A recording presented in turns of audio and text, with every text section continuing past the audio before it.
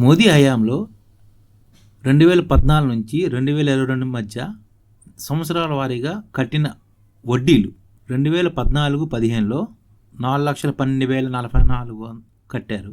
2015-16లో 4,41,959 కోట్లు, 16-17లో 4,80,714 కోట్లు, 17-18లో 5,28,952 కోట్లు, 18-19లో 5,92,643 కోట్లు, 19-20లో 6,13,070 కోట్లు, 20-21లో 6,79,869 కోట్లు, 22-23లో 8,55,499 కోట్లు, ప్రస్తుత సంవత్సరంలో అనగా 22-23 నాటికి 9,40,657.